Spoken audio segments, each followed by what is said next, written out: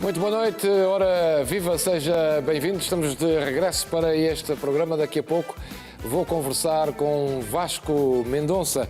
É um compositor completo, com uma história e um percurso extraordinários. É meu convidado aqui esta noite.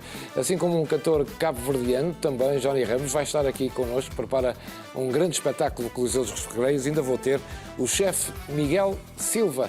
Vai conhecer melhor este chefe que está em Santarém e que, além de formador, de chefe, enfim, tem outras valências que vai conhecer neste programa. Vamos olhar para o Mundial de Futebol. Portugal hoje empatou, vai estar aqui o António Simões e, claro, não vai faltar a informação objetiva com a Estela Machado. Como vê, bons motivos para conversarmos e ficar desse lado. O programa começa agora mesmo.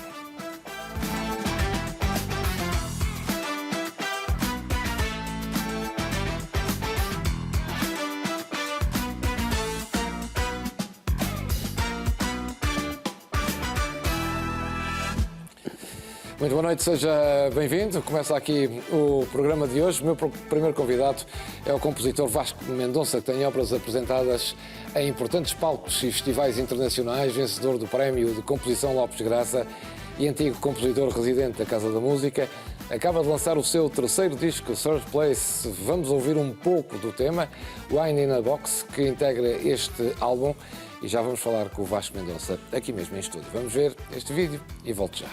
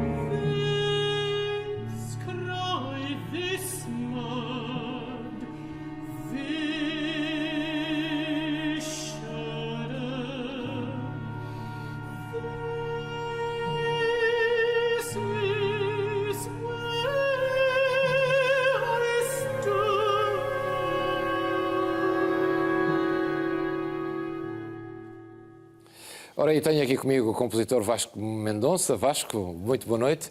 Olá, estávamos aqui a ouvir um excerto na Casa da Música. Vem aí agora um novo álbum, não é? Third Place. Sim. Vamos falar dele já? Vamos a isso. Já falamos da carreira também, Vasco. Este é o terceiro álbum da carreira, é? É, eu queria que este disco fosse uma espécie de registro da minha residência na Casa da Música. Então escolhi duas peças com voz e uma peça orquestral, que foram todas peças estreadas em 2024 a propósito da minha residência na Casa da Música. Sendo que no disco, uma das peças, a gravação que ficou foi uma peça, porque a peça foi repetida em Amsterdão e, portanto, eu usei essa gravação de Amsterdão e, portanto, temos duas gravações na Casa da Música e uma gravação no Music Rebau em Amsterdão. Isto está disponível em vinil e nas plataformas? Tem uma edição física em vinil e em streaming em todas as plataformas. Em streaming também? Sim. Vasco, o Vasco tem aqui uma carreira, estava a olhar para aqui, é compositor nasceu em 77, bem, já se sabe que é um dos nomes mais ativos e internacionais da música, tem obras apresentadas na Europa e nos Estados Unidos, já disse foi compositor da Casa da Música, também já disse aqui que venceu o Prémio Composição Lopes Graça, enfim, representou Portugal na Tribuna Internacional de Compositores da Unesco. Isto começou quando, Vasco? Isto começou por acaso. Eu não tenho músicos na família, tenho alguns artistas, mas não tenho ninguém ligado à música na família. E tinha 13, 14 anos e fui visitar um colega que tinha uma guitarra em casa. Eu perguntei-lhe se podia trazer a guitarra e não larguei a guitarra até hoje, A sério? Sempre? E começou a estudar música? Comecei por estudar umas aulas assim muito pueris com um professor, depois achei graça de estudar de uma forma mais séria e depois às tantas aquilo começou, porque eu sabe que eu não era mau aluno, mas era um bocadinho, entediava-me um bocado a escola, não achava muita graça nada aqui. E quando eu descobri a música, de repente tive a sensação que aquilo era qualquer coisa que eu realmente queria fazer. Portanto, foi uma espécie de... Isto é um bocadinho piro a dizer, mas foi uma espécie de chamamento. Chama-me, exato. Portanto, foi aquilo, entrei no quarto para estudar e ainda lá estou nesse quarto. E depois o que é que se segue a partir daí? Depois fiz ao mesmo tempo o conservatório, porque eu comecei relativamente tarde para uma carreira na música, aos 13, 14 anos, não é? Fiz o conservatório e o hot club jazz ao mesmo tempo. Depois eu percebi que não queria ser instrumentista, o que eu gostava mesmo era de criar, de compor. E, portanto, entrei para o curso na Escola Superior de Música, que era o único curso na altura em Portugal onde se podia aprender assim de uma forma séria música. E descobri a música clássica, a música contemporânea, e isso foi outra revelação. E, portanto, a partir daí eu percebi que era isso que eu queria fazer. Fui para Amsterdão 2 anos, depois fui para Londres e andei por aí. E, fui construindo uma carreira até agora. E uma carreira notável nesta área. É uma área mais difícil esta, Vasco? É uma área extraordinariamente difícil. Eu diria que a probabilidade de sucesso nesta área, de uma forma geral e ainda mais em Portugal, é próxima de zero. Por várias razões. Primeiro porque há muitas razões para isso, mas a música clássica e a música contemporânea é virtualmente não existimos como profissão, não é? Em Portugal, essa situação é particularmente aguda porque há muito pouco investimento nas artes em geral e na educação musical. Portanto, ser compositor em Portugal é uma espécie de ciência oculta. As pessoas não sabem bem o que é, como é que existe, como é que se faz uma carreira, como é que se vive. Mas porquê? Porque não temos uma cultura musical? Ou seja, porque as pessoas não têm... sim, o ensino da música... tirando o ensino especializado, todo aquele ensino generalizado da música é, eu diria, trágico. Não é? É muito fraco, os professores, alguns bem preparados, mas muitos não estão preparados e têm acesso a muito poucos recursos, portanto não conseguem fazer milagres.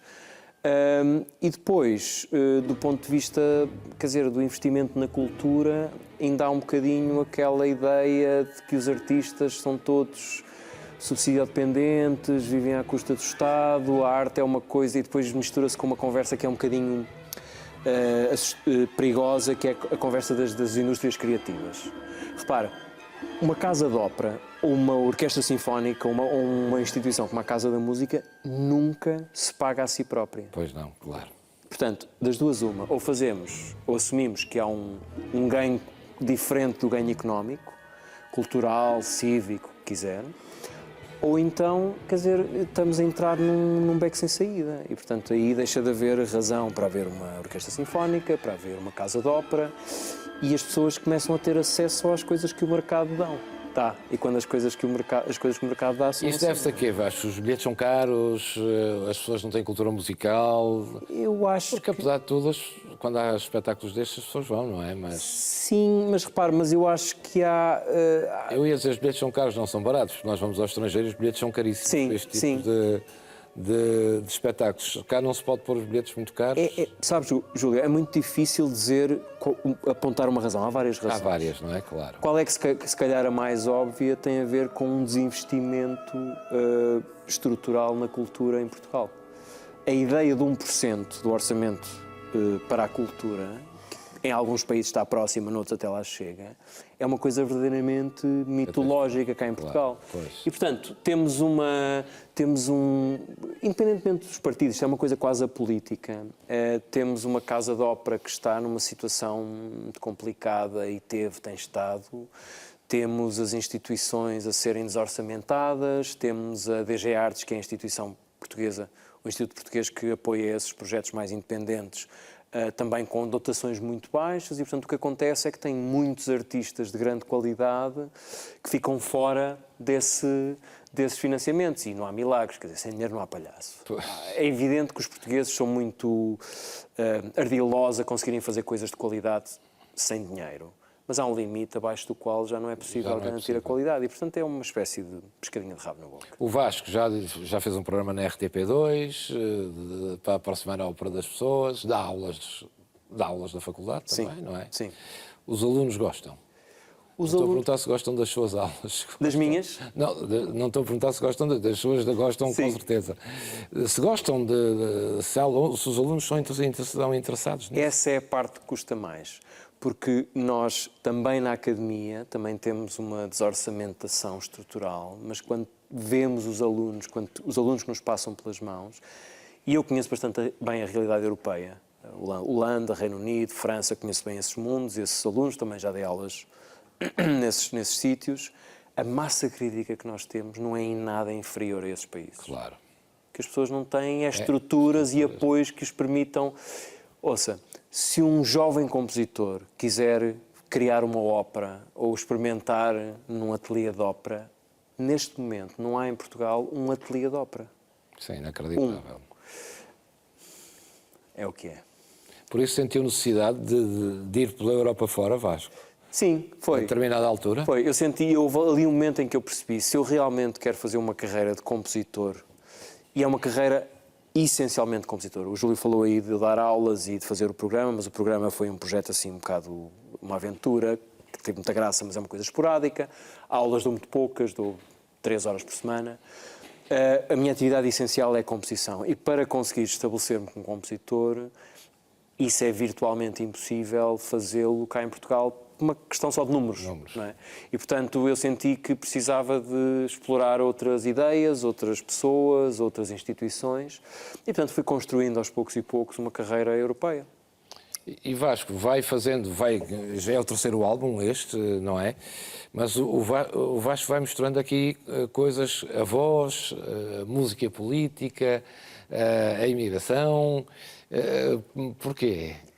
A voz é uma paixão minha desde que me conheço. É o meu instrumento preferido, é o instrumento que eu acho mais comovente e mais frágil e mais expressivo. Não há nada que se compare a uma pessoa a cantar, para mim. Sem dúvida. A voz humana é qualquer coisa de extraordinário. E a ópera? Portanto, a ópera é como calcula um dos meus terrenos de eleição. E, portanto, fazer um disco com voz é sempre uma coisa que vai regressando no meu trabalho. Em relação a este disco em particular, e a parte que está a falar da política, etc., eu quis-lhe chamar Terceiros Espaços por duas razões. Pois, chama-se Terceiro Espaço. Chama-se Terceiros Espaços, que foi um conceito que eu tomei conhecimento relativamente há pouco tempo, de um sociólogo americano, que fala dos terceiros espaços como uma espécie de esfera pública. O primeiro espaço é a casa, o segundo espaço é o trabalho, e os terceiros espaços são aqueles espaços onde a comunidade acontece.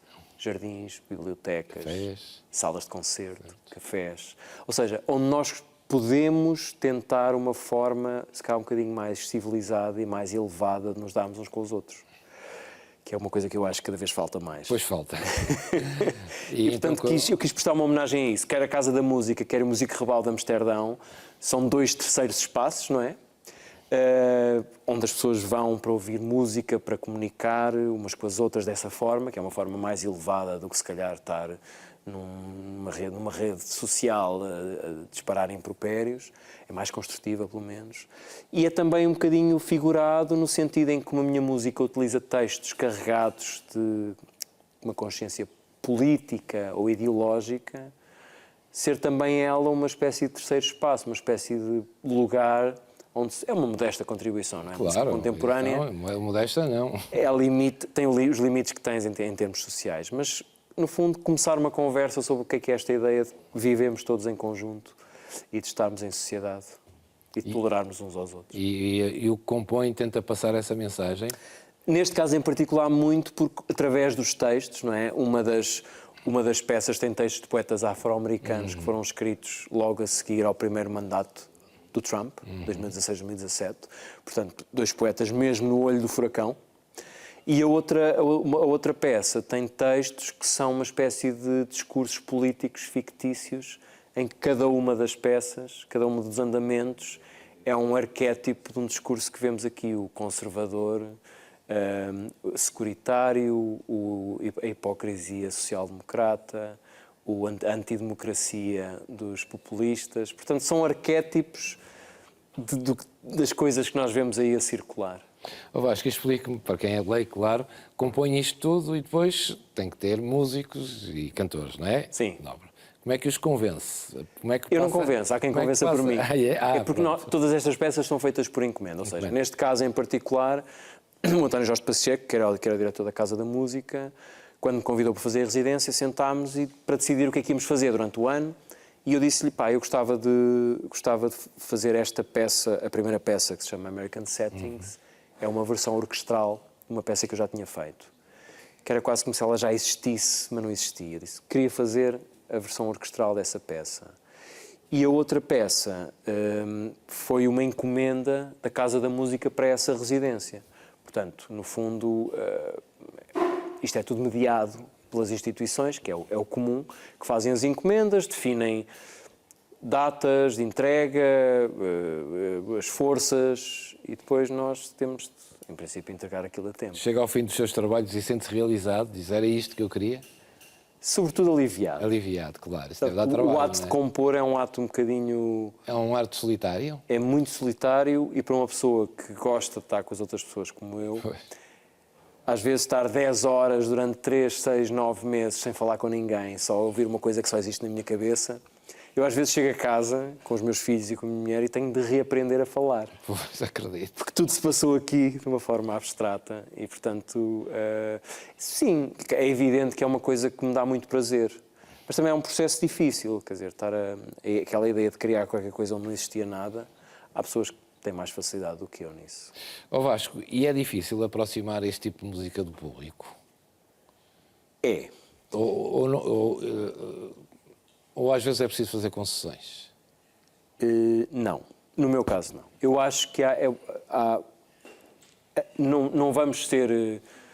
Quer dizer, não vamos ter ilusões e achar que uma música clássica ou contemporânea tem o mesmo tipo de acessibilidade ou o mesmo tipo de penetração no público do que um hit popular, de pop ou de música popular.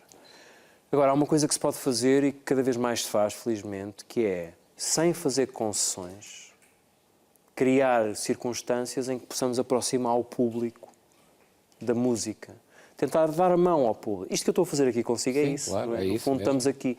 E é uma coisa que se vem a fazer cada vez mais nas salas de concerto, ou seja, por exemplo, conversas. Explicar as músicas, ter óperas faladas, acontece isso, Isso mesmo, já assisti. Exatamente, Sim, porque repare, no Coliseu fazem isso. às por vezes. muito bom ou mau que seja um compositor contemporâneo, ele tem uma coisa que nenhum Beethoven ou Mozart ou Wagner tem. Está vivo. Exato. E como está vivo, as pessoas podem interagir com ele, podem falar com ele, e podem ouvir dele o que é que... E esse tipo no fundo, de atividades paralelas são cada vez mais importantes. E eu acho mesmo, é evidente, por exemplo, este programa que fiz com a ópera para a televisão, eu fiz para pessoas que não estavam habituadas a ver ópera. E aquele trabalho todo, de um ano de trabalho, a única coisa que eu queria era que pessoas que não fossem iniciados da ópera ou habituês da ópera vissem aquilo e me dissessem: epá, não pensava que a ópera fosse aquilo, e até fiquei com curiosidade de ver a peça. Chegava. Isso era uma vitória. É uma vitória. Foi para isso que o programa foi feito. E porquê é que a ópera é tão difícil? Nós olhamos para uma ópera e dizemos, caramba, isto é música completa. Pois. Com a orquestra, com a voz. Não falta nada ali. Eu acho que há uma barreira É que... teatro, é tudo aquilo. a obra de arte multimédia original. original. Não é? Antes de E ser qual é? substituída pelo cinema. E qual é a barreira, Vasco? A barreira é o canto, eu diria. Porque, de uma forma geral, se eu for uma pessoa que não está habituada a ouvir canto lírico, é um bocadinho estranho quando nós somos bombardeados com as peças normais da rádio, etc. As pessoas cantam de uma forma mais natural. O canto lírico tem uma afetação especial, por uma razão técnica.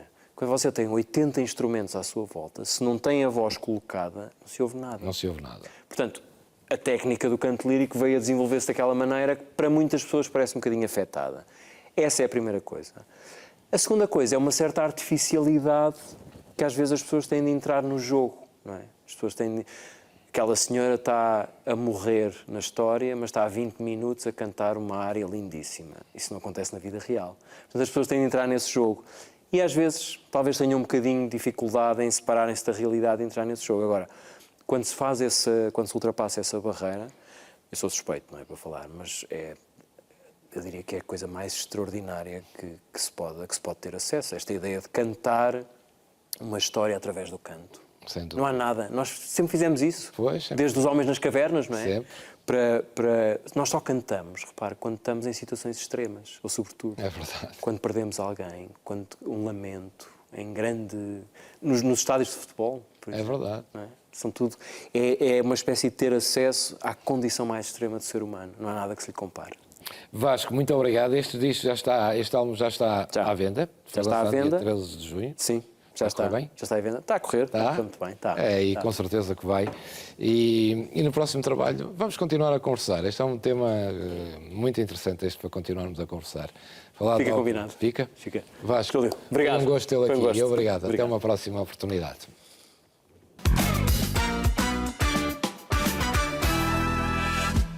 Continuamos na música. O meu próximo convidado é o cantor, compositor e produtor Johnny Ramos, que prepara-se também para viver um momento importante na carreira. No próximo dia 4 de julho, o cantor cabo-verdiano vai estar no Coliseu dos Recreios, num concerto em nome próprio, onde vai reunir várias gerações da música lusófona e viajar por mais de 30 anos de carreira musical. Vamos ver um vídeo, já vamos à conversa.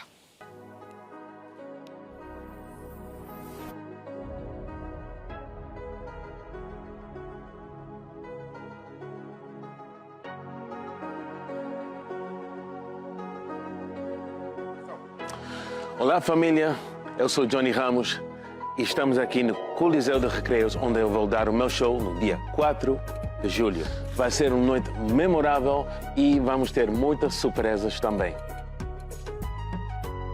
Vamos reviver todos os sucessos desde Mo Bass, como Damas um Chance, Splash, Botim Tem Fé. E o clássico mais recente, se eu posso dizer assim, Tem certeza foi feito para bom.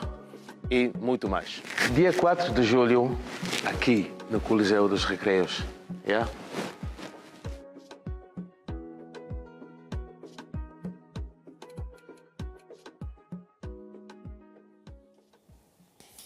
Ora, agora tenho o prazer de receber aqui o Johnny Ramos, que está aqui ao meu lado. Johnny, boa noite. Bem-vindo e muito prazer. Johnny, 30 anos de carreira já. O Johnny nasceu até um pouquinho mais. Um pouco mais? Yeah. O Johnny nasceu nos Países Baixos. Exatamente. É de origem cabo-verdiana. Exatamente. E viveu sempre tem vivido sempre onde, Johnny? Sempre na Holanda. Na Holanda? Vive lá? Até agora. A sua residência é na Holanda? Exatamente. depois? Mas pelo mundo também, né? Anda pelo mundo inteiro. E Cabo Verde? Cabo Verde também, vou lá regularmente. Angola, muitas vezes. Moçambique, aqui em Portugal. São também já faz tempo. Já faz tempo. Yeah. Johnny, no próximo dia 4 de julho, no Coliseu aqui dos Recreios, Exatamente. vai juntar a sua carreira toda, não é? No concerto. Sim, olha, oficialmente não é uma celebração, não é assim que foi que fazemos a promoção, né? Show de carreira, mas na verdade porque nunca tive o prazer de cantar aí, fazer um concerto no Coliseu. É a primeira vez? Primeira vez no Coliseu e então fico super feliz. Por acaso, ano passado, fiz participação no show de um dos meus convidados, do CEF, e aí eu senti logo, uau, isso é um sala muito especial, tem uma energia muito boa. E um ano depois, agora vou fazer o meu show, felizmente. Johnny, não vai estar sozinho. Não vou estar, não. Vai ter ali uma série de convidados. Exatamente. Como eu já disse, né? O CEF vai estar aí. Gil Semedo, Hilar, deixa-me ver, Lissandra Cucci, William Araújo, Clayton M. E o meu, pronto, posso dizer assim, o meu sobrinho Nelson Freitas. Também. Vai juntar essa gente toda. Vai ser num concerto. Como é que num concerto se junta 30 anos de carreira? Tem que se escolher as melhores? É super difícil, porque são muitas músicas, ainda acabamos por ter muitos convidados também. Então tentamos fazer uma seleção, melhor seleção das músicas do meu repertório. Mas sempre vai faltar uma ou outra. Sempre vai. Depois as pessoas vão dizer, Johnny, falta aquela, ou falta essa. Claro. Mas pronto.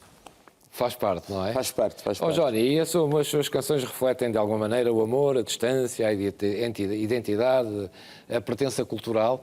Vai buscar isto tudo onde? Sobretudo a Cabo Verde? Estás a referir os temas da... Sim. A maioria é como quase... Acho que muitos cantores é sobre amor, em vários aspectos. Mas tem também a música, tem uma música que faz parte do álbum do Splash, da banda Foi a sua banda inicial, não é? Sim, exatamente. Que tem fé e fala ter a esperança, que dá força às pessoas. Tenho duas dedicatórias às minhas filhas, uma Angelina, outra é a mais nova, a Zoe. Que mais? Fala de outras coisas também. Tem também Filho de Deus, que fala de uma época que eu estava, tipo, fala de uma período que eu estava em baixo, né? Mais difícil. E escrevi, tipo, pronto, sobre mim. O Johnny compõe, produz, canta, faz tudo na música. Eu faço tudo. É? Mas muitas vezes também em colaboração. Não, Pois, claro. não é que Claro. eu faço sempre tudo sozinho. Ó Johnny, e começa esta sua aventura musical onde e quando? Epá, Já não se lembra? muitos anos atrás, eu tinha uns 14 ou 15 anos, mais ou menos, um pouquinho. Eu vi a reação de um público num show, numa atuação de um amigo meu, de um grupo onde tinha lá um meu amigo, um irmão. E quando eu vi essa reação do público... É isto que eu quero. O bichinho mordeu, eu disse, uau, eu quero isso também. Gostei e pronto, peguei nisso e nunca mais larguei. Ó Johnny, e a sua música é sobretudo em língua portuguesa, não? Não, a maioria A maioria não é, para não? é em crioulo. Em crioulo? Portanto, essa é a sua ligação a Cabo Verde, que é... Exatamente. Enfim. A maioria é em crioulo, tem alguns em inglês, tem alguns agora também em português e às vezes também mistura numa música só, tem uma mistura disso, de português, e crioulo e inglês. No Coliseu vamos ter a lusofonia representada ou... Não todo. Angola e Cabo Verde. Angola e Cabo Verde, porque há uma relação grande entre Angola e Cabo Verde. Epá, não é que eu não queria...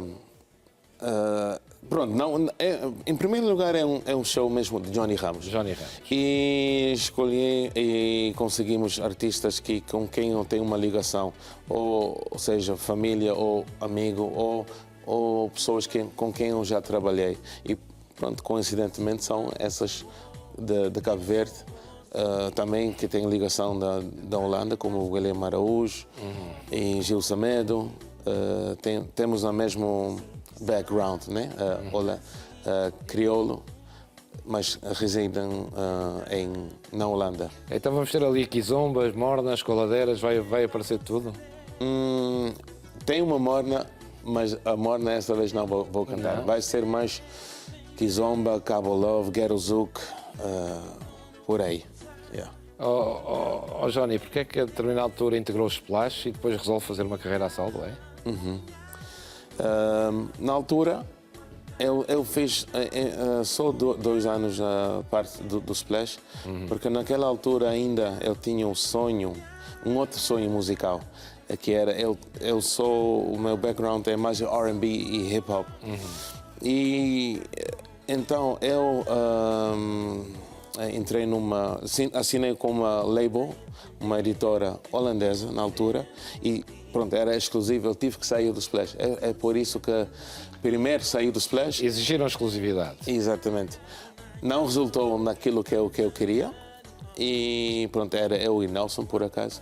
E depois decidimos, não, agora vamos criar o nosso label, que era Miss Jane Records na altura, e só depois de muitos anos que eu lancei o meu primeiro álbum a solo, que foi em 2004. Porquê é que nunca saiu da Holanda? É mais fácil estar no centro da Europa, Johnny Ramos. Né? Aqui, é mais fácil aqui. Não, se, para fazer uma carreira musical, se é mais fácil estar no centro da Europa. Ou era... Epá, nunca saiu porque não queria fazer, não valia até agora, na minha opinião, a pena de fazer o sacrifício daquela mudança de sair do país onde tenho também, bom, onde na altura também tinha a minha mãe, tem lá a família toda. Quem sabe ainda um dia. Quem sabe, não é? A seguir ao Coliseu, o que é que se segue, Johnny Ramos? Uau, boa pergunta. Acho que Há mais concertos marcados? não, há mais concertos, mas não ainda dessa dimensão, por enquanto, em Portugal. Provavelmente em Angola, sim. Estou prestes a fazer um grande show em Angola, em Luanda. É só seguir, tentar pisar os palcos maiores pelo mundo, os festivais. E também trabalhar, apesar de já ter muita música, mas eu continuo a ser artista e criativo e quero também lançar novos trabalhos. Vamos só ver aqui o mais recente single aqui do Johnny Ramos, vamos ver o videoclipe e depois voltamos para nos despedirmos. Ora, ouça, Johnny Ramos.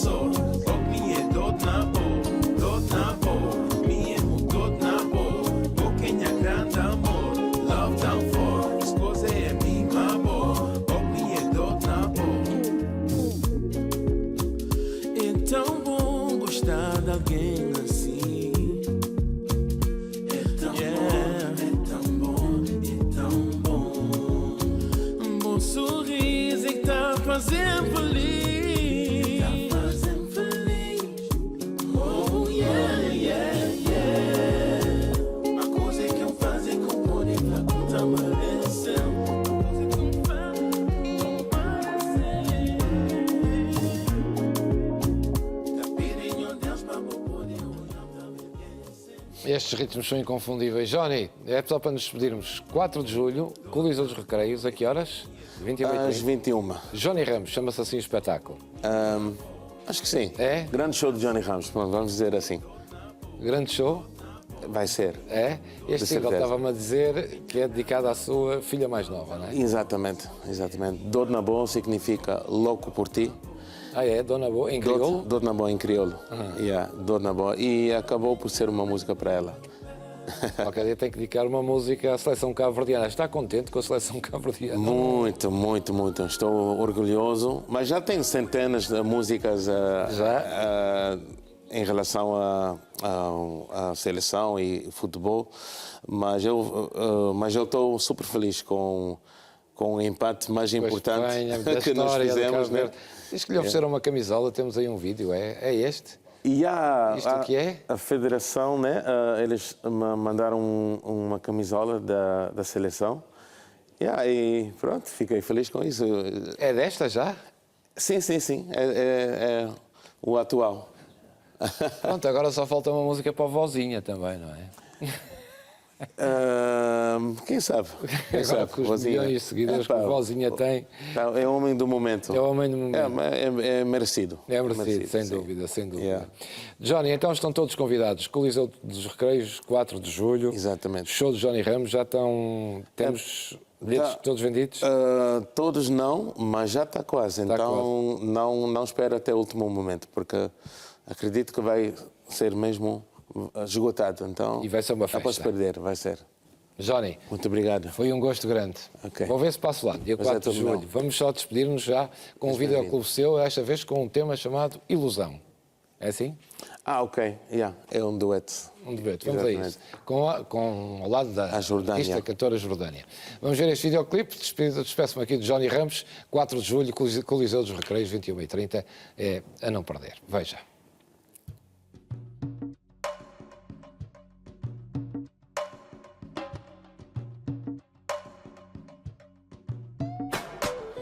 Oh, depois de tanta ternura, despertou em mim a saudade mais dura.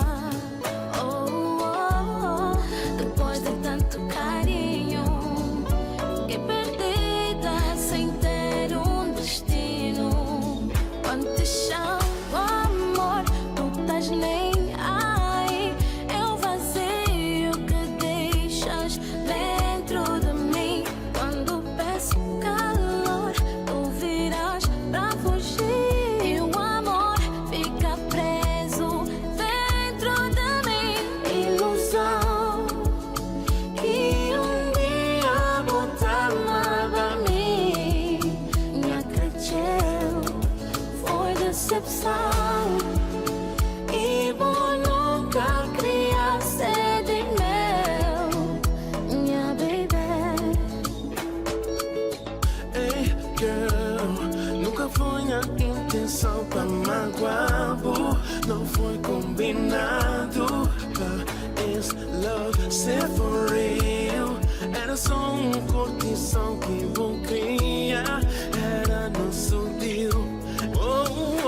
Ilusão que um dia botava pra mim. Minha cresceu, foi decepção. E vou nunca criar sede em meu. Minha baby.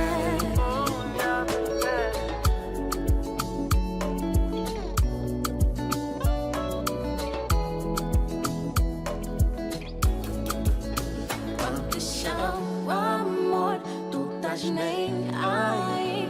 É o vazio que deixas dentro de mim. E agora da música para a gastronomia, o meu próximo convidado começou a trabalhar aos 16 anos, construiu um percurso ligado à cozinha e à gestão, é o responsável pelo espaço Varanda do Parque em Santarém, onde junta restauração, catering e grandes eventos. Falo do chefe Miguel Silva, que hoje está comigo. Miguel, Bem, Anja. boa noite, bem-vindo. Obrigado Miguel, pelo é um convite. dos chefes mais reconhecidos em Portugal. Onde é que começa este percurso? Aos 16 anos? É verdade. Aos 16 O que é anos, que lhe deu que disse? É isto que eu quero. assim, eu sempre gostei desta área, desde pequeno. Aos 6 anos, a minha mãe saiu, eu coloquei 9 amigos em casa e comecei a fazer cozinhar o almoço para sério? todos nós. Ela chegou e aquilo que estávamos a fazer eram umas coisas simples, uns enlatados, uns ovos mexidos e por aí fora. E isto para dizer o quê? Quando se gosta daquilo que se faz, que procura-se ir ao encontro da sua realização. Aos 16, eu nunca me faltou nada em casa, felizmente. Os meus pais sempre me deram tudo, tenho um orgulho muito grande neles e sou o que sou graças a eles, pelo apoio Claro. que me têm dado a vida toda. Não é fácil para os pais dizer, oh, pai, quero ser chefe. Na altura era cozinheiro, se calhar, não é? E na altura, exato, lá está. Ainda não era chefe, não é? Na altura ainda era cozinheiro, a não é? imagem era um bocadinho... Era um bocado essa. Era um bocadinho não é que denegrida. seja uma atividade menor. Não, mas na altura não não era tinha vista, essa- não tinha a visibilidade que tem hoje E o meu pai foi um homem de números, trabalhava numa empresa e não era de longe O sonho dele, não é? o ideal que ele deve ter Sonho idealizado dele para para o mim, filho. não é? Então, mas hoje, felizmente, julgo que têm, tanto os meus pais têm bastante orgulho no percurso que eu fiz. Claro. E Chefe. briguei, entre aspas, com ele aos 16 anos porque quis ir começar a trabalhar e ele queria que eu estudasse. Claro. Bem, ele não deixou e então eu inverti as coisas. Arranjei um trabalho durante a noite, ao qual ele obrigatoriamente me tinha que deixar no trabalho, e quando eu saía do trabalho tinha que ir diretamente para a escola. E assim foi. E que trabalho era esse? Tinha alguma coisa Ligado à pastelaria. Pastelaria. Exatamente. Inicialmente correu tudo bem e fui incentivado por quem estava à frente para que fosse tirar o curso. E vim, tirei o curso na Escola de Hotelaria e Turismo de Lisboa. Depois fiz o percurso em alguns hotéis, Altios, Lesíria, em Quando Vila sai da Franca. escola consegue logo trabalho? Felizmente estive no Ponto Vermelho, no Estádio da Luz, Também? também, que um dos meus chefes, o pai é que detinha a exploração, exploração. e então Pousadas de Portugal, alguns outros restaurantes. Portanto, já- Esta mesma casa que eu tenho hoje, fui colaborador lá durante vários anos e para a empresa Zé Zoli Rosa, pessoas que eu tenho no coração. E de seguida, a dada altura, resolvi ir dar formação. Durante 8 anos e tal, E já depois de muita passagem, não é? muita, muita. Entretanto, dia 13 de maio, Vai dar formação para onde, Miguel? eu dei formação, na altura dava formação no Centro de Formação de Santarém. que o Miguel é de Santarém, não é? Exatamente, exatamente. Sou mais propriamente do Val de Santarém. Val de Santarém. A terra da Joaninha, não é? É verdade. Fui dar formação, onde eu tirei formação em pastelaria e cozinha e entretanto surgiu a oportunidade a 13 de maio de 2003 de poder 2003, já vão 20 de 2003 de poder ficar com o espaço que tinha. Na altura eu era casado com a minha ex-mulher fizemos Aquele tudo. espaço em Santarém, Aquele na espaço feira? em Santarém, na Onde é a feira, exatamente, no Conema? exatamente. Nós temos um espaço para 200, 400, Isso é um 500 bar. pessoas, 1000 pessoas, 2000 em parceria com o CNEMA. Temos os auditórios onde podem as empresas fazer todos os tipos de serviços e de trabalhos. E depois trabalhamos em parceria com as quintas, todas à volta. O Vasco pega nas suas equipas e ou para quintas, ou para casa particulares, ou lá na... Exatamente, Lima, exatamente. Seja para 100, 200 ou 1000 pessoas. O maior evento que fizemos, que eu fiz e não era patrão, foi na empresa Zé Zoli Rosa e foi o último. Foram 46 mil refeições em 5 dias para Caramba. o Príncipe Aga Khan, que faleceu o ano passado, se a memória não me falha. E o ano passado, o dia que mais pessoas estive a trabalhar ao mesmo tempo, foram 398 empregados de mesa e 72 talvez na cozinha, por aí. Bem, isso já é um bar, já não é só um chefe, um empresário também, e tem que gerir isso tudo. Consegue-se manter uma qualidade apreciável quando se serve tanta gente? É assim, eu costumo dizer que quando temos uma equipa, que eu agradeço a todos eles, Pois, hoje em dia, com a falta de pessoas... agradeço a todos aqueles que me estão a acompanhar e aqueles que me acompanharam e por algum motivo tiveram que seguir outro trajeto na vida, ou porque assim teve que ser, o apoio, a dedicação e o empenho que... Sim, sem uma equipa dessas é impossível. Exatamente. Basta um falhar às vezes, não é? Errar é humano. Eu costumo dizer que eu fico feliz de os ver a receber louvores e se houver um problema eu vou lá dar a cara, Claro. porque fui eu que falhei. porque se Se não for assim, depois Se não também não for tem assim, equipas, não é? é verdade. E é preciso hoje tratar bem as equipas, porque há muita Sim, falta de mão de sim. obra, não é? Há muita Existe falta área. bastante falta e a cozinha está a correr um risco bastante elevado, porque os jovens não estão... eu costumo dizer isto, nunca provou um prato, nunca provou uma iguaria, nunca vai saber o que é que vai conseguir fazer com ela. Claro.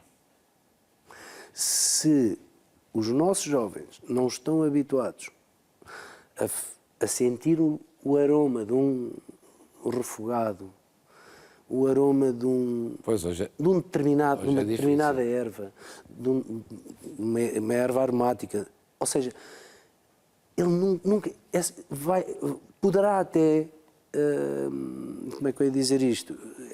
Essa planta poderá existir aos montes, mas depois não a vão saber usar? pois. Eu achei. Diga. Achou o quê? Eu faço algumas parcerias também em alguns hotéis e fiz na Ilha do Pico. E quando cheguei, eu pedi salsa e coentros. Existia para poder colher. Eles estavam a querer ir comprar na altura. Ou seja, como eles não utilizam, eles não usam, eles, por exemplo, não apreciam o aroma dos coentros porque dizem que cheira a um bichinho que existe lá que se chama frates. Ou seja, então, lá está. Se nós não cultivarmos isto nos nossos Jovens, nos claro. nossos jovens, nós não É vamos... possível hoje, os jovens estão os adeptos da comida saudável, pesam inclusivamente os gramas. É verdade, mas... Como é que se compatibiliza isto com aquilo que você gosta, que é a cozinha tradicional portuguesa?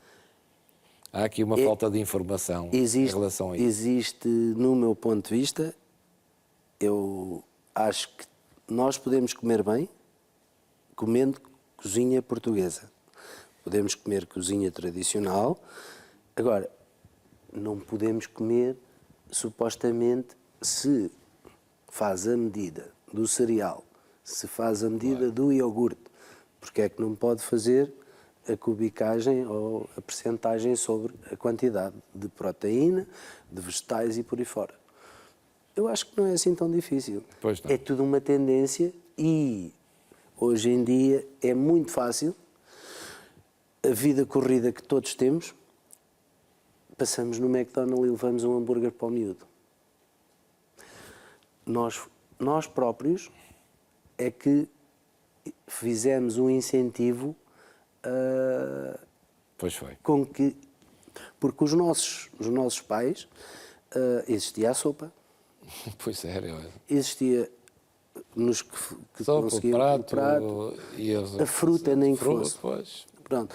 Nós, se calhar, se pensarmos bem, existem receitas muito rápidas que se podem confeccionar num curto espaço de tempo. Com comida tradicional com portuguesa. comida tradicional. As escolas de hotelaria passam essas mensagens hoje em dia? Passam, temos que passar e até nós, eu costumo dizer, eu não me importo de receber pessoas que nunca fizeram nada, eu às vezes até digo, ainda bem. Pois, assim, Porque assim aprendem de início. e formatamos à nossa medida. Não é que a nossa seja a mais correta ou seja a menos correta. Por vezes nós temos profissionais que chegam à nossa casa e que são excelentes profissionais e que não são melhores ou piores que eu, mas que têm uma forma de confeccionar uma determinada receita. E eu às vezes digo, pois, tudo bem, nós podemos trabalhar isso, mas antes de vocês mudarem, eu posso ter dito ao cliente que era assim. O cliente pode ter provado e dito, é desta forma que eu quero. Não quer dizer que a sua não seja melhor, mas primeiro temos que testar para começarmos Tudo tem que ser testado. a fazer e mudar o menu. E eu tenho situações dessas que, se tiver que admitir que o meu subchefe ou o meu colaborador tiver um prato que se sobressai àquilo que eu fiz, ou acrescentou algo, ou retirou algo que realmente enriqueceu, Pois, não podemos ser... Não é aquele chefe, há a ideia do chefe de cozinha muito ditador que há hoje. Não, acho que não há, Mas não há necessidade disso. Acho que desde que nós uma ao questão de ouvirmos, adaptação e de nós ouvir, de ouvirmos ouvir. todos, ao ouvirmos todos, até nós próprios, com pequenos apontamentos, conseguimos melhorar Vamos sempre aquilo. aprendendo. Sempre. Miguel, estás a ver a fazer isso até ao fim da vida? Eu estou a ver, não nesta dimensão.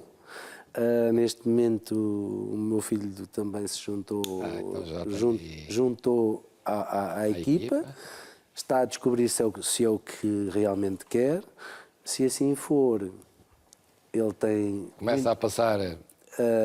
eu terei todo o gosto em acompanhá-lo naquilo que seja o trajeto dele, seja este ou outro qualquer. Nunca incentivado por mim para que ele viesse para esta área, claro, acompanhou-o. Mas, provavelmente assim como os meus pais fizeram, Miguel sempre me apoiaram e nunca disseram não, nem fazê-los nem desmanchá-los, eles costumam Ora dizer bem. isso. Tentarei fazer o Miguel, mesmo. muito obrigado. Bem haja. Estive lá no CNEMA, fiquei fascinado, comemos lindamente. Obrigado. E fui muito grato, fiquei a conhecer um percurso de vida que não conhecia e, sobretudo, com esta dimensão extraordinária. Vai à casa de uma família como vai de 100 pessoas. Nós temos um serviço personalizado que vamos à sua casa ou de qualquer cliente que nos contrate, fazemos. Vai a casa. Antes da esposa chegar, retiramos o avental, damos o avental e se confiarem no nosso trabalho, que brilhem Claro, que remédio têm eles. com o nosso Portanto, trabalho. faz isso tudo com o restaurante aberto. Fazemos tudo isso com o restaurante aberto. E eu agradeço e sou grato a toda a minha equipa que me tem acompanhado e que me acompanha, porque sem eles jamais conseguia chegar 2 passos à frente. Também tem que os tratar bem, é porque os trata bem também. Eu tento. Miguel, Bem-haja. foi um grande prazer. O gosto E obrigado foi por ter todo meu. vindo de Santarém para aqui, para Obrigado. termos esta bela conversa sobre... Enfim, hoje, há muitos chefes hoje também, não é? É verdade. Isto aí é uma área em que os jovens estão a aderir a esta área ou não? Só para terminar. Eu gostava que aderissem mais. Mas já se vê muitos. E que não deixassem morrer E não vão deixar. aquilo que os nossos antepassados nos deixaram. Sem dúvida. Miguel, muito obrigado. Um grande abraço. Bem-aja. Até uma próxima oportunidade. Vamos para o intervalo. Volto já com a informação objetiva com a Estela Machado.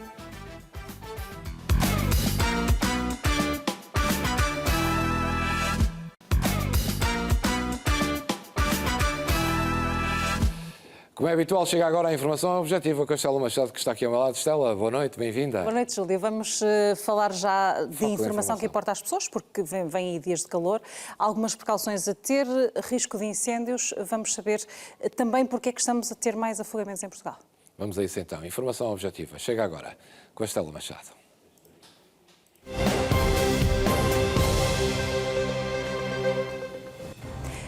Bem-vindo, colocamos hoje no Foco da Objetiva a onda de calor que vai atingir Portugal. Pode ser a mais dura dos últimos anos. O verão começa oficialmente domingo, dia 21, mas até lá o país enfrenta a segunda vaga de altas temperaturas em menos de um mês. Todo o território nacional vai ter temperaturas máximas que podem superar os 40 graus. Vamos ser atingidos por uma massa de ar extremamente quente vinda do norte de África. O calor vai permanecer durante dias consecutivos. Ao conta lá, o meteorologista Mário Marques refere que o mais preocupante são as temperaturas mínimas, que em muitos locais podem não baixar dos 28 graus durante as madrugadas. No centro das cidades, como Porto e Lisboa, as ilhas de calor urbanas podem tornar o ambiente mais desconfortável. É um calor que vai acumular se não há recuperação durante a noite. Mário Marques admite que esta vaga lembra o verão de 2003, um dos mais marcantes das últimas décadas, com temperaturas excepcionalmente elevadas durante semanas. Ainda assim, este especialista acredita que o padrão deste ano pode ser mais complexo, uma vez que poderemos ter um verão muito tropical, com muito calor, mas também com mais dias de trovoada do que é habitual. Perante estas previsões de tempo seco, agrava-se o risco de incêndio, sobretudo a partir de 26 ou 27 de junho, quando haverá mais vento. Este calor faz aumentar as idas à praia, com isso os alertas por risco de afogamento em zonas não vigiadas também aumentam. Portugal voltou a bater recordes por mortes nestas circunstâncias. Os dados do Observatório do Afogamento da Federação Portuguesa de Nadadores Salvadores mostram que até 31 de maio morreram 57 pessoas. A maior parte dos casos aconteceu em rios, seguindo-se o mar, estradas inundadas, poços e barragens. Coimbra foi o distrito mais afetado, seguido de Braga e da região autónoma da Madeira. Os dados revelam que quase 70% das vítimas eram homens, com destaque para a faixa etária dos 20 aos 24 anos.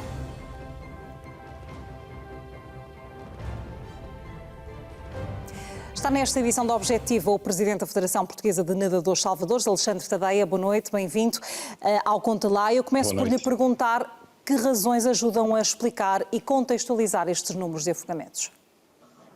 Bom, nós temos tido claramente ao longo dos anos aqui uma subida do afogamento. A realidade é que já desde 2017 nós temos percebido que a Estatística Nacional de Afogamento tem vindo a subir. E ela tem-se situado nos últimos 4 anos em 129 mortes anuais. Isto coloca-nos ao nível dos países do Bloco de Leste europeu, o que não é positivo, pois estamos com uma estatística superior a uma morte por cada 100 mil habitantes em Portugal, o que é extremamente alto. Portanto, estamos aqui já a notar isto há alguns anos e temos vindo a propor aqui várias sugestões e propostas e soluções para podermos baixar estes números que, como muito bem disse e muito bem referiu, são de facto catastróficos. Alexandre Tadeia, já vamos às iniciativas que podem ser levadas a cabo para conter ou baixar mesmo estes números, mas antes disso eu gostaria de perceber que nós temos um perfil de costa muito significativo, mas não é só na costa que acontecem estes acidentes, apesar de haver muitas preocupações até com as zonas de mar ao longo das épocas não balneares. Há também no interior algumas circunstâncias especiais e que são os rios, as albufeiras. Ora, esta nossa dispersão no território e a forma como nós olhamos para estas situações e a forma como estão distribuídos também os socorros ajudam também a explicar estes dados. Sim, sem dúvida. Quando olhamos para a estatística e se nos sentarmos no primeiro trimestre, vamos logo perceber isto. Nós tivemos quase 50% das ocorrências foram em rios e barragens. E, portanto, apenas 20% ocorreram no mar no primeiro trimestre do ano. Sendo que, decorrente das tempestades que tivemos em janeiro, existiu um número significativo de vítimas que, de facto, morreram afogadas ao tentar passar cursos de água, estradas inundadas, durante essas tempestades. Agora, de facto, quando olhamos para os valores já de maio, aí conseguimos perceber que o Rio, mesmo assim, continua a ser, com 24 mortes, o local com mais mortes em Portugal, seguindo do mar com 16. Mas isto já é uma realidade mundial há muitos anos, já desde 2014, que a Organização Mundial de Saúde publicou e constatou isto. Morre-se mais em rios, barragens, nos interiores dos países do que na costa. Porque também, diga-se de passagem, que estamos melhor preparados nas costas marítimas para a prevenção do afogamento do que no interior. E isto é, de facto, algo muito importante porque a maioria dos portugueses não consegue e não teve sequer formação nas escolas de como detectar perigos e como baixar e analisar o risco. E então isto leva a que, invariavelmente, nós tenhamos uma estatística, que já não é de agora, que nos diz que se morre mais no interior do país do que no litoral. Mas também nos diz que se morre durante o ano todo e também no mar durante o ano todo. Isto são factos que nós já vimos a observar desde 2017, mas que agora se constatam ainda mais, de uma forma ainda mais forte. E se olharmos para esses dados e percebermos que quase 70% das vítimas mortais são homens, o que é que isto nos diz sobre a necessidade de se introduzir, quer precocemente, essa formação, quer eventualmente fazer alterações do ponto de vista da nossa forma de olhar os perigos da água? Bom, nós defendemos muito a educação e por isso ainda há pouco tempo, numa parceria com a Federação Portuguesa de Natação e outras entidades da área da educação física, fizemos uma proposta ao Ministério da Educação para que incluísse a segurança aquática dentro do ensino da natação nas escolas portuguesas. Nós consideramos que isso é fundamental, seria muito importante que o Ministério da Educação de facto aprovasse essa proposta e por outro lado também achamos que não deve ser só situada nas crianças, mas também nos adultos, esta sensibilização tem que ser feita. Depois, de facto, há que implementar medidas específicas para rios, para barragens, para águas interiores, porque muitas das pessoas nem sequer sabem que está a tomar banho num local que nem sequer é uma água balnear. As pessoas nem sequer sabem, muitas delas, o que é uma água balnear, que é um espaço que tem que cumprir um conjunto de critérios para se poder, de facto, utilizar. Portanto, há que criar aqui mecanismos para então fazer esta prevenção. Porque nós estamos a lançar alguns alertas à população por causa do calor. Haverá também, circunstancialmente, algumas ações de prevenção que a Proteção Civil também recomenda à população, mas o que é que as próprias pessoas podem fazer para se prevenir? Vai estar calor, vão querer ir a banhos, o que fazer nesses casos específicos onde não há vigilância, mas há um curso de água? Bom, é óbvio que temos aqui que ir àquilo que é aquela que é a regra mais simples da segurança aquática, que é frequentar espaços aquáticos vigiados. Mas, se de facto o cidadão escolheu ir a um local que não tem vigilância, ele tem que perceber que o risco de afogamento ali é muito alto. Isto é importante dizer porque, quer no interior, quer em praias marítimas, as zonas vigiadas são apenas as zonas das concessões de praia, das unidades balneares. E a grande maioria dos banhistas que vão às praias marítimas vão para a zona não vigiada da praia. Se falamos no interior e estamos numa zona que nem sequer tem nenhuma vigilância, então nós temos mesmo que ter muito cuidado. As crianças, de facto, como população de risco, devem estar sempre sob supervisão constante. Os adultos não devem entrar muito mais do que água pela cintura, tentar não nadar em espaços que desconhece, tentar, de facto, perceber que rios, barragens, têm fundos que mudam durante o inverno com as correntes, com as chuvas. Portanto, tudo isto muda. Não são locais preparados para banhos e, por isso, quer num local, quer noutras zonas não vigiadas, são altamente perigosas e podemos dizer aqui de forma muito clara que, por exemplo, a grande maioria, para quase não dizer a grande totalidade dos afogamentos que temos em Portugal é em zonas não vigiadas. Onde temos vigilância, a estatística é muito, muito, muito baixa. Portanto, se há conselho que podemos dar aqui é dizer não frequente espaços não vigiados. Essa é, sem dúvida, a mais importante. Mas já estamos na época balnear, para além dessa questão comportamental e de alteração de alguns possíveis padrões, que alguns poderão ter também em algumas zonas territoriais, o que pode, afinal, do ponto de vista público, fazer o Estado e, eventualmente, também as autarquias para conter este problema dos afogamentos? Bom, nós temos várias propostas, não só na parte educativa, como já falámos há pouco, mas também na parte legislativa. É fundamental que nós consigamos, de facto, ter mais espaços vigiados. As autarquias têm que, de uma vez por todas, assumir a assistência a banhistas em Portugal e não apenas durante a época balnear. Algumas já assumem, para além da época balnear. E com muito bons resultados, porque, por exemplo, a título de exemplo, a Nazaré, desde que tem um dispositivo de segurança de ano inteiro, não teve mais mortes por afogamento na sua praia. Isto é espetacular para uma autarquia que pode dizer nós investimos, mas temos segurança. É fundamental que se deixe de empurrar a segurança dos banhistas para os concessionários de praia. São pessoas que têm objetivos comerciais, que não têm nada que estar ali a custear, de facto, ali a assistência a banhistas, porque toda a gente usufrui com a praia. Portanto, isto é fundamental. Por outro lado, que nós consigamos também atrair mais nadadores salvadores, criando incentivos, criando condições de contratação que beneficiem, de facto, estes jovens estudantes que são a maioria dos nadadores salvadores e também a retenção destes dispositivos de ano inteiro, que de facto consiga reter aqueles nadadores salvadores que querem seguir a profissão. Por outro lado, criar-se uma carreira especial na função pública, porque os nadadores salvadores que trabalham na função pública trabalham como assistentes operacionais, com um salário baixíssimo. Essa questão da profissionalização poderia ser decisiva?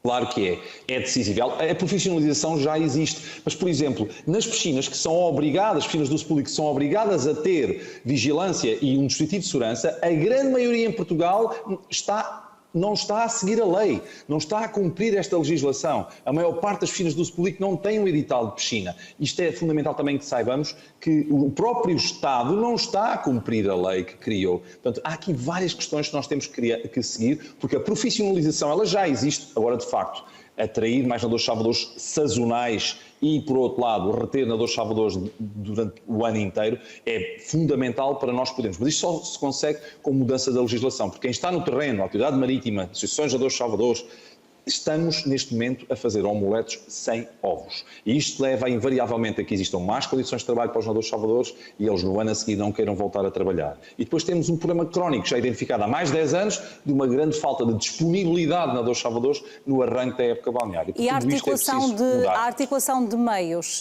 e identidades tem funcionado?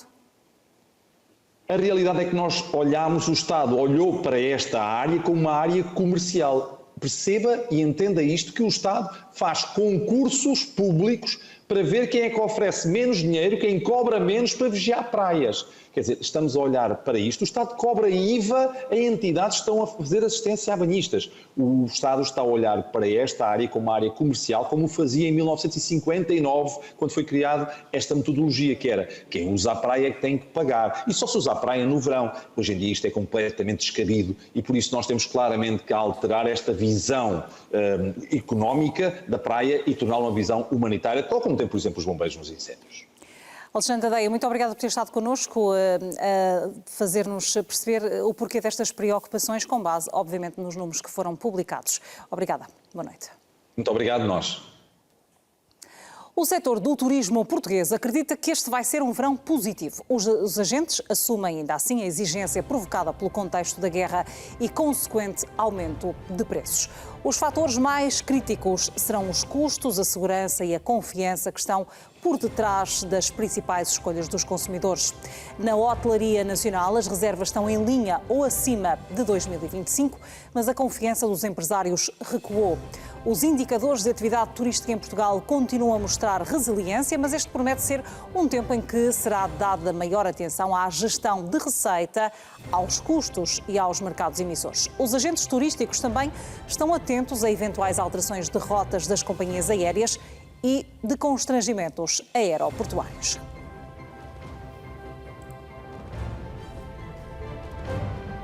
Toda a atualidade é atualizada ao segundo da sua terra, do seu distrito, no nosso país, no site do Conta Lá. Daqui a pouco o Júlio Magalhães está de regresso com o programa Juca. Boa noite. Até amanhã.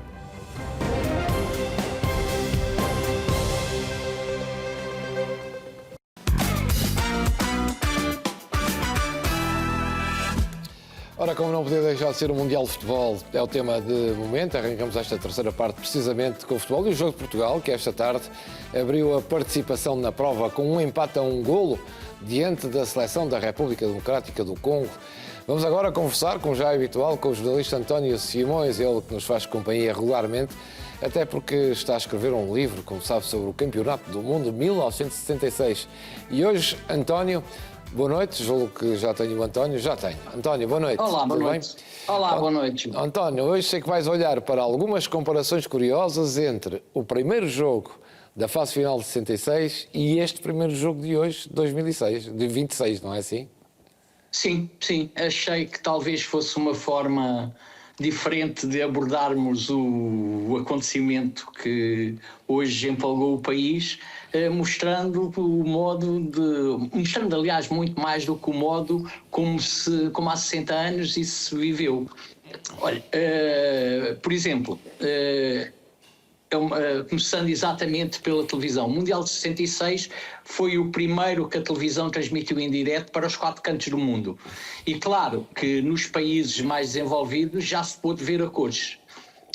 Curioso, por cá isso não foi por cá não foi assim, a televisão seria durante muitos anos mais a preto e branco, mas o mais curioso foi quando se deu a notícia, a censura tratou de avisar os vários jornais que não podiam dizer que, ao contrário de Portugal, havia países que já não estavam presos ao preto e branco apenas, e essa verdade acabou por ser completamente destruída ou riscada pelo lápis azul da censura, que não permitiu que se dissesse que nos outros países mais desenvolvidos o campeonato do mundo se via a cores. Nada era nesse campeonato do mundo como é agora. E havendo neste campeonato das Américas 48 equipas a disputá-la, no campeonato do mundo de Inglaterra havia apenas 16. E para os quartos de final só se iriam apurar os dois primeiros de cada um dos 4 grupos. Ou seja, 8 equipas em vez das 32 de agora. E muito mais complicada era naturalmente a fase de qualificação. Por exemplo, para Portugal estar em Inglaterra, tiveram de eliminar a Checoslováquia, que era então a vice-campeã mundial em título, e o seu primeiro jogo em Manchester era com uma equipa de reputação bem diferente daquela que o Congo tem agora. A Hungria, que era considerada então uma das melhores equipas da Europa, apesar da debandada que sofrera com a fuga para o exílio de algumas das suas principais estrelas, na sequência da invasão soviética de Budapeste, que impedirá à força dos seus tanques que o país deixasse ser um satélite da URSS. Ou seja, jogadores como o Puskás, o Kocsis e o Ksibor, e mais alguns elementos que faziam parte da equipa do Honvéd, que tinham feito em Portugal um dos seus últimos jogos meses antes, na inauguração da luz do estádio de Alvalade, deixaram de poder participar, fugiram da Hungria e, como tal, tornaram-se exilados políticos. A FIFA começara por não lhes permitir que pudessem jogar em clubes ocidentais, e eles ainda andaram durante algum tempo a jogar por uma chamada Seleção de Exilados da Hungria, que era treinada por um senhor chamado Bela Gutmann.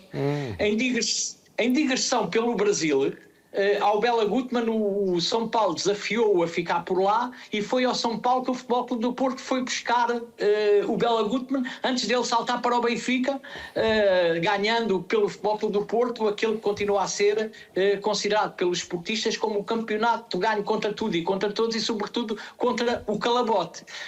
Mas mais curioso ainda, haveria de ser, nas 2 finais da Taça dos Campeões Europeus que o Benfica do Bela Gutmann ganhou, os golos que o Costa Pereira sofreu-os todos desses seus apoderados, entretanto livres, para poderem voltar a jogar futebol. E para poderem jogar futebol, obviamente, em equipas do Ocidente. Um de Kocsis e outro do Ksibor nos 3-2 ao Barcelona em Berna, e 3 do Puskás no 5-3 ao Real Madrid em Amsterdão. Incrível. Voltando então à quarta-feira, 13 de julho de 1966, o que também se não viu, nem ninguém imaginava que se pudesse ver, era o frenesim e o alvoroço, aliás, de certo modo o histerismo mediático que agora se viu uma vez mais em Houston, em todas as televisões, em Houston e em Portugal inteiro, como é óbvio, em todas as televisões, antes do início do jogo com o Congo.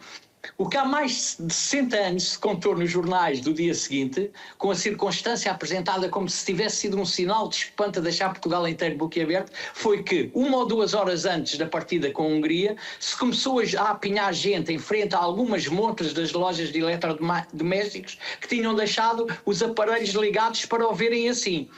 Apenas havia, nessa altura, apenas 3 em cada 100 portugueses tinham televisão. A Bosch vendia os aparelhos mais baratos a 4.990 escudos e da taxa de TV pagava-se 10 tostões. O que já se sabia era que, em caso de vitória, cada titular de Portugal receberia 10 contos de prémio, o que daria para 2 televisões das mais baratas, cabendo metade aos suplentes que tinham uma outra certeza. Não iriam a jogo porque não havia substituições. Depois, em relação às dúvidas que havia, eu hoje ainda tenho mais algum tempo, Júlio, só para eu organizar. Vamos a isso, António. Essas histórias são magníficas. Então pronto. Então vamos aqui, eu penso que isto também tem algum interesse. Se em relação ao se o Diogo Costa era, antes do jogo com o Congo, um dos indiscutíveis, em 66, como nós até já falámos nisso, mas não desenvolvemos assim, a baliza era um mar de dúvidas, sem saber até à última hora se jogaria o Américo, se jogaria o Zé Pereira, se jogaria o Carvalho. O Manel da Luz Afonso, selecionador nacional, optou à última hora pelo Carvalho, e ainda mais surpreendente do que ter sido essa a sua aposta, foi tê-lo tirado do jogo seguinte com a Bulgária, pondo no seu lugar o Zé Pereira. O que então se disse a esse propósito foi muito pouco, e a insinuação correu a partir de então, porque, vendo-se mal batido no golo da Hungria, o Manuel da Luz Afonso acusou o Carvalho de um excesso de nervosismo que poderia ser preocupante e problemático para os jogos seguintes, esquecendo-se, porém, de que, à exceção desse golo, em que ele não foi o único culpado, o Carvalho fez grandes defesas e de tal modo que foi considerado um dos homens do jogo.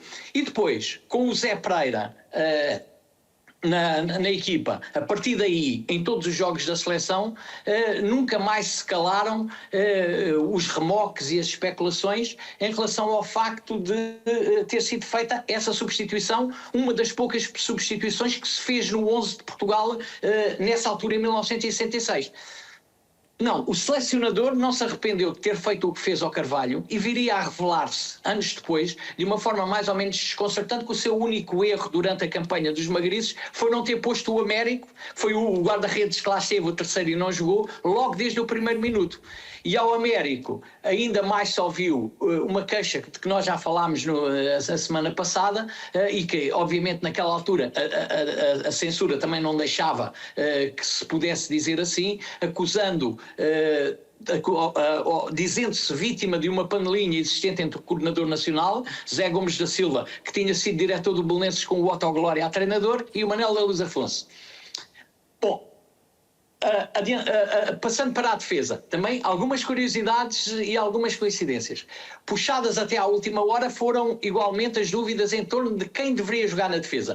E se apesar da classe do Semedo e do Dalot, poucos acreditariam que o lateral direito não fosse, e bem, o Cancelo, agora, tal como agora também acontece com o Nuno Mendes, o Hilário era o nome indiscutível nessa linha de 4. Tão indiscutível na defesa como o Eusébio no ataque. Apesar disso, o Hilário esteve quase para não jogar, mas por uma outra questão, pregando no seio da comitiva um susto e o alvoroço que certamente maiores do que se viram agora ao saber-se que o Ruben Dias não poderia jogar. E a história foi assim. Na madrugada da véspera do desafio, no hotel da seleção, onde a seleção fizera o seu quartel-general nas redondezas de Manchester, que não tinha nada a ver com aquilo que acontece agora em Palm Beach, e não apenas por causa da praia privativa, o Hilário acordou com um ataque terrível de cólicas, queixando-se ou sentindo suores frios e uma dor insuportável no abdômen. Foi de repente, e estando já na cama, deu-lhe esse brusco sofrimento nos intestinos, e ele, pensando que fosse uma coisa passageira, foi muito a custo que se dirigiu a uma das casas de banho do Palacete, que é um palacete de construção vitoriana onde se montaram o hotel, porque os quartos não tinham casas de banho próprios, não era como agora esta coisa. E então, na esperança de que se tratasse, dizia eu, de uma vulgar dor de barriga, foi à casa de banho, mas quando quis voltar para a cama já mal conseguia andar. Queixou-se de uma dor tão aguda que mal o deixava respirar, e sentindo necessidade de chamar a alguém, o seu primeiro impulso foi acordar o companheiro de quarto, mas vendo que o companheiro de quarto, que era o Eusébio, dormia tão profundamente, não foi capaz de o fazer, e agarrando no telefone pediu à menina da recepção que ligasse ao quarto do Sr. Marques. Ela não percebeu patavina de português, ele não percebia patavina de inglês, e assim ficou em total aflição, sem que o problema se resolvesse. Até que se lembrou de uma solução. Lembrou-se que o número do quarto do Nuno Ferrari, que estava no hotel como fotógrafo da Federação Portuguesa de Futebol, a fazer o trabalho que depois era distribuído por todos os jornais nacionais, nada, pois, como agora, em que todas as televisões têm equipas completas, enviados especiais e coisas assim. Voltando atrás, portanto, lembrou-se que o número do quarto do Nuno Ferrari era o 19 e arrastou-se até lá a pedir socorro. O Nuno Ferrari tratou logo de ir buscar o médico diagnosticou ao Hilário uma cólica biliar, coisa que tanto podia passar numa hora como durar alguns dias. E a sorte que acabou por desfazer os semblantes carregados dos magriços foi que não durou mais do que um dia, e por isso o Hilário jogou contra a Hungria. 4 minutos, António. Quanto? 4. Ok. Então aqui vamos então falar esta história também é curiosa. Aqui há uma diferença em relação ao que era há 60 anos. Havia muito por onde escolher para a dupla de centrais, em que nos jogos anteriores se formara com o Germano e com o Zé Carlos, que em Manchester ainda se queixou de andar muito preocupado por ter deixado a filha em Lisboa com o princípio de uma broncopneumonia, mas contra a Hungria quem jogou foi no lugar do Germano apareceu o Alexandre Batista e no lugar do Zé Carlos apareceu o Vicente. Durante a fase de preparação nem chegaram a não ser sequer ser convocado e considerado pelo Carlos Pinhão em A Bola como o gigante numa equipa de gigantes nesse jogo com a Hungria. No final da partida confessou divertido. E eu pensava que só tinha vindo à Inglaterra para marcar o Pelé. Não pensava, nem sequer imaginava que o destino lhe seria cruel em 2 partidas que lhe iria pregar. Uma delas ainda em Inglaterra, ao sair do jogo com a Coreia com uma mão partida pelo pisão de um adversário, que nessa altura não tinham nenhuma penalização, nem sequer com cartões amarelos, e semanas depois uma outra bem mais terrível, já no arranque da nova época, em que, batendo com o seu automóvel na traseira de uma caminhoneta, a quebra do vidro do para-brisas estilhaçou um olho, deixando-os cego e impedido de voltar a jogar futebol, quando por todo o mundo saíra considerado mais e melhor do que o homem que punha sempre o Pelé no bolso dos calções. Em relação ao meio-campo, havia também um incontestável, era o Mário Coluna, e indiscutível na cabeça do selecionador era a linha da frente. A linha da frente, nos 4 da linha da frente, havia apenas uma dúvida, e muito pequenina, fora da cabeça do selecionador, que era sobretudo nos adeptos do Sporting, era se ao lado do Eusébio podia ou não jogar o Lourenço, que no arranque dessa época tinha feito ao Benfica na Luz o que nem o Pelé conseguiu fazer, marcar 4 golos. E em vez julgava-se que ele deveria jogar em vez do Zé Torres, mas como o Zé Torres nos 3 jogos anteriores da preparação fizera 6 jogos, sem que, no entanto, ao Lourenço tivesse sido dado sequer um minuto de oportunidade para tentar ver o que é que valia, a aposta do Manel da Luz Afonso foi no Torres, única e exclusivamente no Torres, levando, por exemplo, a que o Alexandre Batista confessasse que o Zé Carlos, que era colega de quarto do Zé Torres, ter-lhe contado que o Manel da Luz Afonso tinha dito ao avançado do Benfica, contra tudo e contra todos és tu que vais jogar, e que só não jogas se tiveres uma perna partida. E assim foi de facto. Portanto, deixa-me lá ver ainda aqui.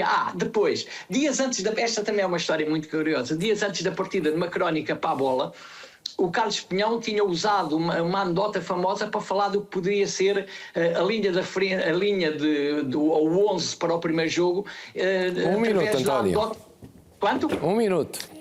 Através da anedota do otimista e do pessimista, em que o pessimista lamentava ter só umas calças para 2 casacos e o otimista andava encantado da vida porque para umas calças tinha 2 casacos. E apesar de todas as dúvidas e de todas as discussões, o Carlos Pinhão fechou a sua crónica na certeza de uma frase que ficou lapidar na história dos magriços. Podendo ter 2 casacos e só umas calças, certo é apenas que, sem um Eusébio, iremos para a Inglaterra sem calças. O que se viu agora em Houston foi, aliás, o que já se vinha suspeitando há muito, que ao contrário de Inglaterra, agora sem o Ronaldo no 11, talvez pudéssemos ter 2 casacos para 2 calças, e não umas calças para 2 casacos.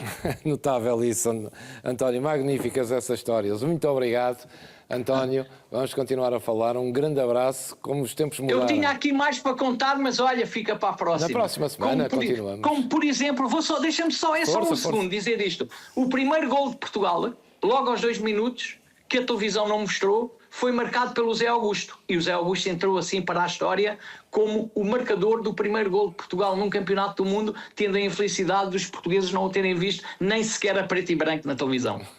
Como é que ficou esse primeiro jogo, António?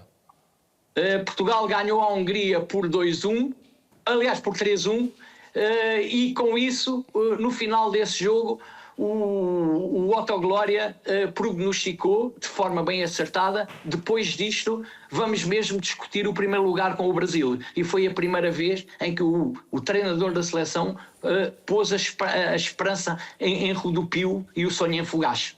E foi um belo sonho esse. Vamos ver se repete este ano outra vez. António, boa noite. Muito obrigado. Vá. Um grande abraço. Boa noite, Júlio. Vá, um abraço.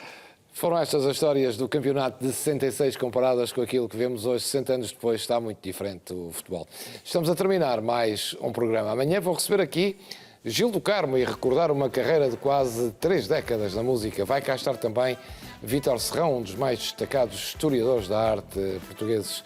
Vamos ainda conversar com o Filipe Grilo, um economista, professor na Porto Business School e autor do livro É Tudo Uma Questão de Economia.